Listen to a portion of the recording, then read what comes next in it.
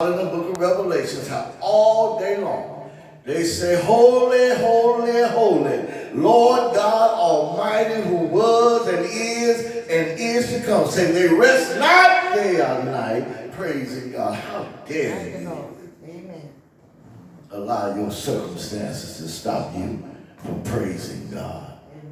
When you praise God through what you're going through, you stomp on the devil's head. And you confuse him because he's like, I'm sending them through all of this and they still praising God. I will praise him. I will praise him. And I will praise him. Job said, yet though he slay me, will I trust him. For he said, I know that my Redeemer, he lives. I'm not confused about this. And he is able to do anything but fail.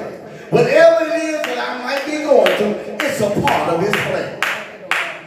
And I need to give him praise, honor, and glory. Amen. We thank God for the word on today. There's an enemy among us, and he looks just like us. Stop looking around at others. That's right. When the message go forth, I know they sure hit so-and-so. Let it hit you. Thank you, Lord. Don't worry about so-and-so. Worry about you. Amen. Come on now. And if it cuts you, say ouch.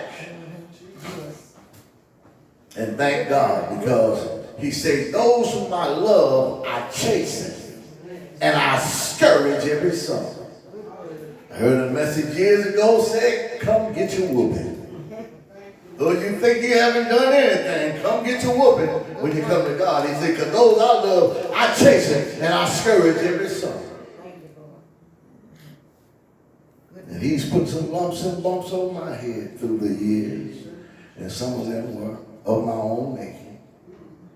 But nevertheless, I told my wife, but he didn't leave me. He didn't cast me aside. Didn't say I'm repulsed by your actions. But he beckoned me to come home. Come home. Come home. We thank God for being a merciful. Somebody say he's the God of a second chance. I say he's the God of another chance.